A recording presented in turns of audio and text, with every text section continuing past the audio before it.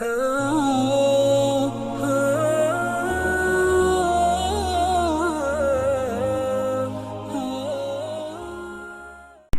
tahu kebenaran, pura-pura tidak.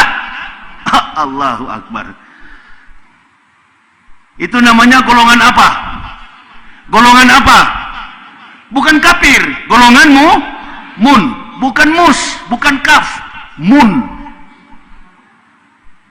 Mesti pakai bahasa ironis. Jangan sebut nama. Undang-undang sekarang.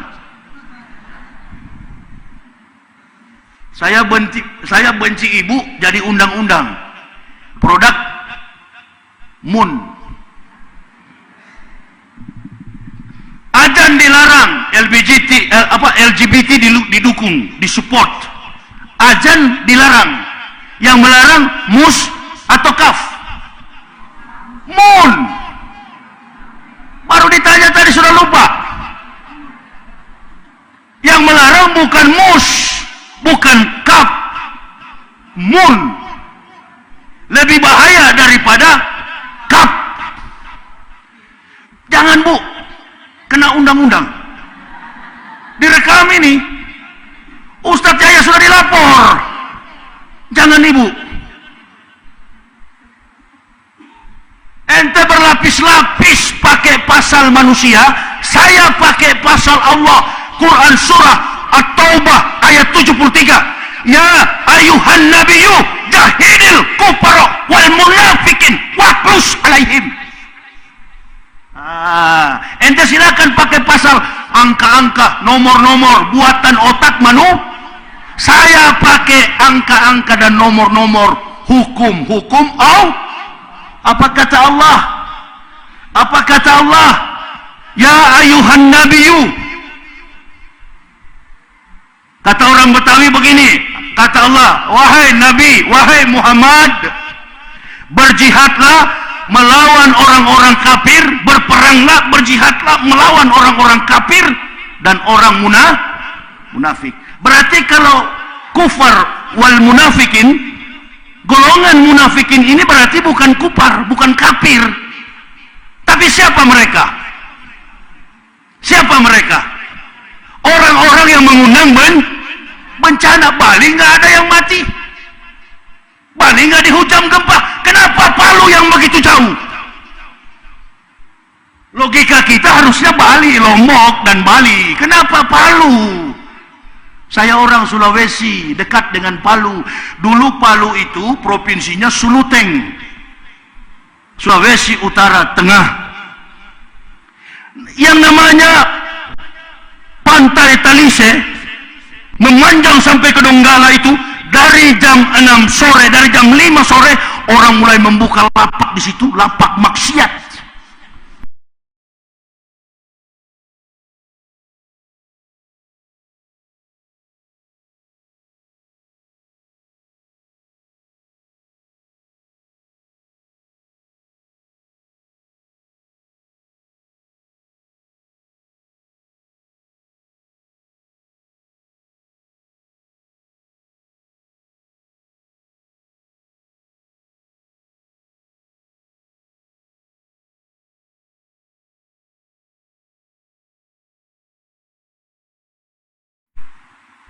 Kita menggunakan kekuasaan Allah, ente tidak berdaya.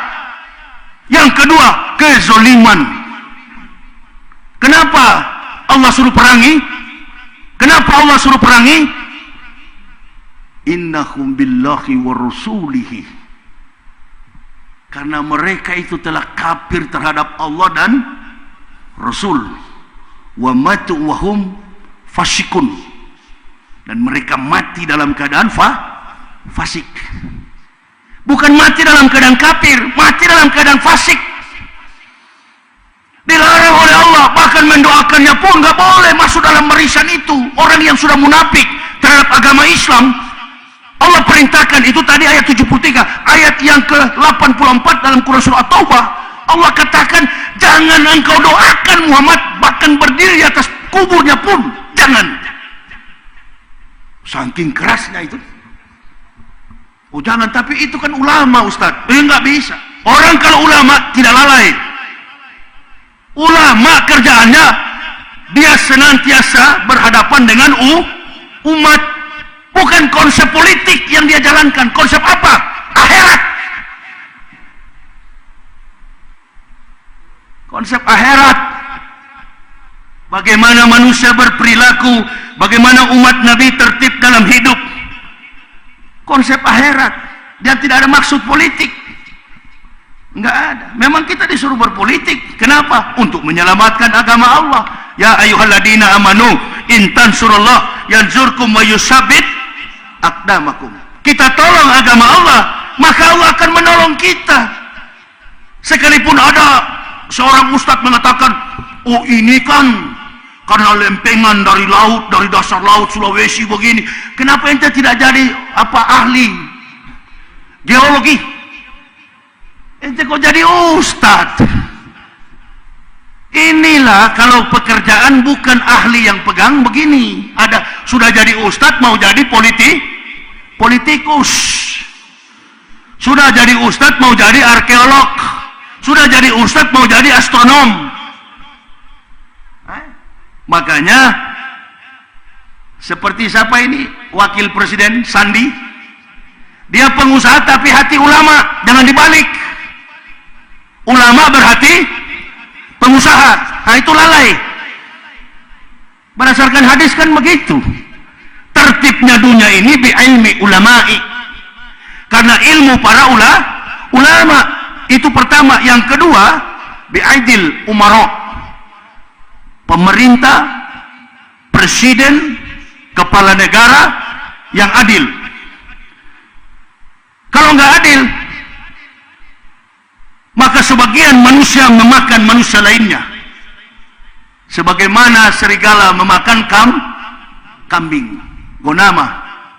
Ini yang sudah terjadi sekarang ini. Jangan coba-coba. Semua peristiwa yang pernah, sementara, dan akan terjadi sudah tercatat dalam Lauhul Mahfuz.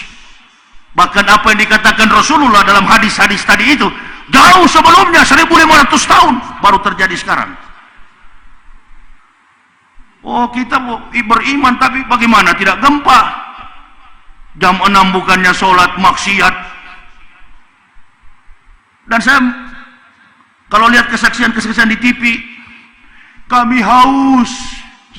Dalam hatiku, siapa suruh nggak puasa kemarin? Kok bisa begitu, Bu? Bu, lihat begitu saya langsung identik dengan puasa. Mungkin kemarin tidak puasa. Di Sulawesi sana, kalau 3 hari katanya baru menyambut Ramadan, rumah makan tutup siang hari. Tapi kalau sudah 3 hari lewat, boleh buka. Boleh, asal sudah lewat 3 hari. Hadis dari mana? Yang sebenarnya umat Islam itu kalau siang hari jangan menjual makanan. Itu kalau tebal imannya. Kalau tipis 3 hari boleh tutup. Nanti 4 hari bisa buka. Ini yang kata Nabi, yastaghfuna minan nas wala yastaghfuna minallahi. Kau boleh bersembunyi di hadapan sesamamu, di depan kau tak mampu bersembunyi di hadapan Allah. Sandiwara kau di hadapan orang, tapi kau tidak bisa bersandiwara di hadapan, berdusta kau di hadapan manusia, tapi Allah tak pernah bisa kau dustai. Yastaghfuna minan nas wala yastaghfuna minallahi. Coba, barangkali kita sudah demo, dibilang dicelah kita, dicari-cari alasan kita. Oh, bukan persoalan kita bela Jokowi, bukan persoalan kita bela Prabowo. Ustadz Yahya itu pendukung Prabowo. Kenapa kalau saya dukung Prabowo? Ada urusan apa dengan ente? Prabowo bekas tentara, bapak saya pensiunan tentara, anak tentara dukung, anak Hansip dukung, anak PKI dukung PKI. Ada urusan apa? Demokrasi. Coba kalau saya bilang dukung Jokowi, oh enggak bakal dilapor saya. Nanti di penjara, bagus kalau masuk penjara. Bisa bimbing narapidana. Sufufakum fa inat taswiyata sofa minta mami sholah. Jadi imam. Ajar narapidana yang kafir saya Islamkan. Masya Allah. Kalau illa biidnillah, jika Allah izinkan. Umar bin Khattab, orang dari kafir dapat hidayah. Malu nggak Bapak Ibu yang sudah lahir dari kecil Islam, munafik terhadap Islam? Malu nggak? Harusnya malu. Orang yang menghina Islam nggak butuh suara umat Islam kita jadikan teman. Itu namanya zalim. Mendoakan orang zalim berarti apa kata Nabi? Mendurhakai Allah. Jangan doakan orang zalim, doakan tapi cepat mati, begitu. Doakan tapi doakan supaya cepat mati. Hati-hati, saya bagus saya orang Sulawesi. Begitu datang, jadi saya tahu Al-Quran itu nggak abu-abu kan. Bahkan Al-Quran itu keras, lebih keras dari saya, lebih keras dari Habib Rizik. Apa yang Allah katakan kepada orang, contohnya kepada orang kafir, apa yang Allah katakan? Inna syarat dawabi indallahi lazina kafaru fahum la yu'minun. Sesungguhnya kata Allah, binatang makhluk yang paling buruk di sisi Allah adalah orang-orang kafir. Keras atau bu? Mau keras atau lembek? Mau keras, ibu-ibu? Mau? Keras sekali itu. Hewan sudah binatang, sudah makhluk buruk, binatang buruk. Orang kafir. Oh jangan Ustadz, kalau ada orang munafik ketemu ayat begini, yang suka-suka jilat pantat kafir, yang menantang Ustadz Somad untuk ke Jawa itu, yang gondrong, yang suka masuk ke gereja kalau Natal, suka pidato dalam gereja, saya pendeta, keluar dari pendeta, dia mau jadi pendeta, innalillahi. Yang suka pidato di gereja tuh, yang suka jilat-jilat pantat kafir, lebih baik mati melarat miskin saya. Dia katakan apa? Orang yang munafik begitu, kok bisa-bisanya suka menjilat kafir, hidup dengan kafir, nggak malu masuk masjid, takbir, Allahu Akbar, Allah Maha Besar. Jangan dicampur-campur. Saya dari pendeta masuk Islam, sadar betul. Oh, satu kali beriman, satu kali lahir, satu kali beriman, satu kali meninggal, satu kali barikatan mustaufizatan ala rukabi, terkapar di pelataran kiamat bagai seorang terdakwa di hadapan hakim. Baru dibaca amal-amal kita. Wa kulla insanin alzamna ta'irau fi unuqi wa nukhrijul lahu yaumal qiyamati kitaba yalqahu masyurun iqra kitabakafah binafsikal yauma alaika asiban. Kitaba yalqahu masyurun, bacalah kitabmu, cukup dirimu sendiri yang menjadi penghisap atas perbuatanmu. Mau kemana kita? Mau berbohong kemana kita? Saya dari kafir masuk Islam, begitu bersyahadat bersih, putih. Masih ada tisu nggak ini? Nah, kalau kasih contoh nggak usah ambil di Arab, terlalu jauh. Gini, ini. Udah lihat, Bu, apa ini? Enggak. Apa ini? Bersih. Bagaimana Pak? Bersih kan? Putih, nggak ada catatan. Itu tuh orang dari kafir yang masuk Islam. Bersih, nggak ada catatan. Justru kejahatannya menjadi kebaikan. Apa nggak disyukuri yang begitu? Disyukuri, alhamdulillah.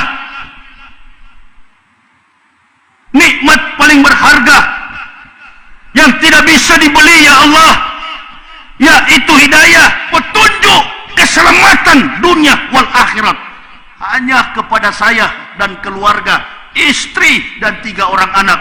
engkau berikan ya Allah, sementara kafir di luar sana asik dengan kehidupan kekafiran mereka, engkau tidak memberikan petunjuk. Ayo, mana yang lebih berharga? Ibu kaya raya, bapak kaya raya, tapi ibu tidak beriman kepada Allah. Saya lebih memilih hidup melarat, jujur di hadapan Allah. Saya beragama Islam. Itu yang saya rebut, itu yang saya dapati sekarang, ketenangan jiwa.